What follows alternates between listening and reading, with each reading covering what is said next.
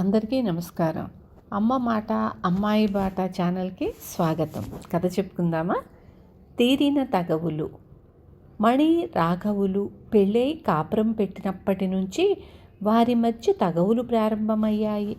వారి మనస్తత్వాలు ఎంతగా భేదించాయంటే, ఏ కూర వండాలి, ఏ గుడికి వెళ్ళాలి అన్న దగ్గర నుంచి వాళ్ళ అభిప్రాయాలు కలిసేవి కావు.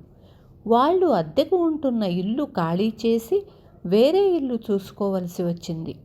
రాఘవులు ఇంటి కోసం తిరగగా ఊరి చివర ఒక పాత ఇల్లు అద్దెకు దొరికింది. మంచి రోజు చూసుకొని ఆ దంపతులు ఆ ఇంటికి మారారు. ఒకనాటి రాత్రి రాఘవులు దివాణంలో తన పని ముగించుకొని దివాణంలో వాళ్ళు ఇచ్చిన కూరలతో సహా ఇంటికి వచ్చాడు. భోజనాల దగ్గర అతను తెచ్చిన కూరలలో మర్నాడు ఏది వండాలన్న చర్చ వచ్చింది. మణి బీరకాయ కూర చేస్తా అంది. ఆనపకాయ కూర చేయమన్నాడు రాఘవులు. నేను ఎతి అంటే మీరు ప్రతి అనటం అలవాటే అన్నది మణి కోపంగా. నేను చెప్పినది ఎప్పుడు నువ్వు చేస్తానన్నావు గనుక అన్నాడు రాఘవులు. ఇంతలో ఎవరో వీధి తలుపు తట్టిన చప్పుడయ్యింది. అప్పుడే చెయ్యి కడుక్కున్న రాఘవులు వెళ్ళి తలుపు తీశాడు. బయట వెన్నెట్లో ఎవరో ముష్టివాడు జోలెతో కనిపించాడు. వాడు రాఘవుల్ని చూసి, బాబు, మీ కీచులాట ఇందాకటి నుంచి వింటున్నాను. ఎందుకొచ్చిన తగవు? ఇద్దరికీ ఇష్టమైన 2 కూరలు చేసుకోండి అన్నాడు. బోడి సలహా, నిన్నెవడడిగాడు? వెళ్ళు అని రాఘవులు వాణ్ణి కసిరాడు.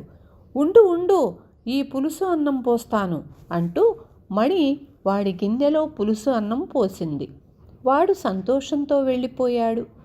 మర్నాడు భోజనంలోకి మణి 2 కూరలు చేసింది. ఆ పూట మరి ఇద్దరి మధ్య భోజనాల దగ్గర తగవు రాలేదు. ఆ రాత్రి ఇద్దరూ మర్నాడు స్నేహితుల ఇంట పెళ్ళికి వెళ్ళటం గురించి ముచ్చటించుకున్నారు. నువ్వు నీలం చీర కట్టుకో అన్నాడు రాఘవులు. ఎర్ర చీర కట్టుకుంటాను అన్నది మణి. ఇద్దరూ కీచులాడుకోసాగారు. ఇంతలో వీధి తలుపు చప్పుడయ్యింది. ఎవరా అని మణి వెళ్ళి తలుపు తీసింది. నిన్న రాత్రి వచ్చిన బిచ్చగాడే. ఎందుకొచ్చిన తగవులాటమ్మా? ఎలాగూ రేపల్లా అక్కడ ఉంటారు కదా. ఒక పూట ఎర్ర చీర, ఇంకో పూట నీలం చీర కట్టుకుంటే పోలా అన్నాడు వాడు. నువ్వెవడివి మధ్యలో పానకంలో పుడకలాగా? మా విషయం మేం చూసుకుంటాంలే, వెళ్ళు అన్నది మణి. ఉండు అని రాఘవులు తన జేబులో నుంచి చిల్లర తీసి వాడి గిన్నెలో పడేశాడు. బిచ్చగాడు వెళ్ళిపోయాడు. మర్నాటి రాత్రి వాళ్ళు పెళ్లి నుంచి తిరిగి వచ్చారు. వాళ్ళు ఇల్లు చేరేసరికి వీధి అరుగు మీద నిద్రపోతూ బిచ్చగాడు కనిపించాడు. వాళ్ళు భోజనాలు చేసే రావటం వల్ల ఇన్ని మంచినీళ్లు తాగి పడుకున్నారు. కంటే ఆడపిల్లనే కనాలి, చక్కగా పెళ్లి చేసి పుణ్యం సంపాదించవచ్చు. కన్యాదానం చేస్తే 1,000 దానాలు చేసిన ఫలితం అని శాస్త్రులు గారు చెప్పారు అన్నది మణి. చీచి, అదేం కోరిక? తదాస్తు దేవతలు అనగలరు. ఆడపిల్ల దేనికి? దానికి మొగుణ్ణి వెతకాలి, బోలెడు కట్నం పోసి, పైన ఇంకా బోలెడు ఖర్చు చేసి దానికి పెళ్లి చెయ్యాలి. అంతా అయ్యాక అది పెళ్లి కాగానే మనకు కాకుండా పోతుంది. మగపిల్లవాడైతే ముసలితనంలో చేతికి అంది వస్తాడు అన్నాడు రాఘవులు. మళ్ళీ తగవు ఆరంభమయ్యింది. మళ్ళీ వీధి తలుపు ఎవరో తట్టిన చప్పుడయ్యింది.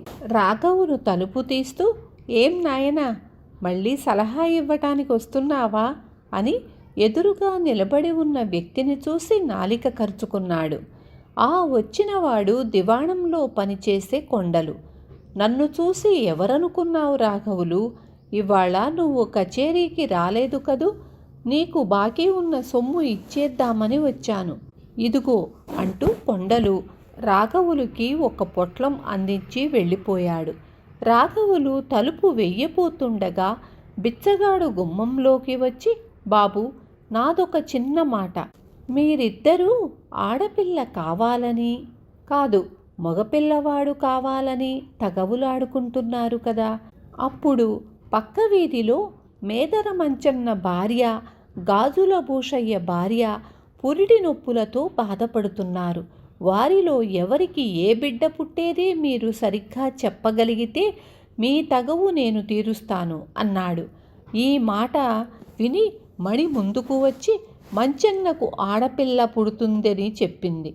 భూషయ్యకు మగపిల్లవాడు పుడతాడని రాఘవులు చెప్పాడు. ఆ రాత్రి రాఘవులు నిద్ర మేలుకొని పురుళ్ళు వచ్చిన దాకా తచ్చాడాడు. మంచెన్నకు మగబిడ్డ, భూషయ్యకు ఆడబిడ్డ కలిగారు. బిచ్చగాడు నవ్వుతూ, చూశారా, మీరిద్దరూ అనుకున్నట్లు జరగలేదు. ఎవరికి ఎవరు కలుగుతారో అంతా సృష్టి మాయ. సృష్టికి ఆడ మగ అంతా సమానమే. అందుచేత ఇక ముందు మీరు తగవులాడుకోకండి. ఒకరినొకరు అర్థం చేసుకొని ఒకరి సంతోషం కోసం ఒకరు పాటుపడండి. అప్పుడే జీవితంలో సుఖ సంతోషాలు లభిస్తాయి.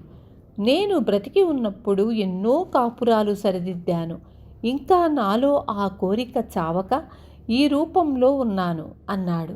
వాడి మాటలు వింటూ ఉంటే భార్యాభర్తల శరీరాలు భయంతో జలధరించాయి. మైకం వచ్చినట్లయింది.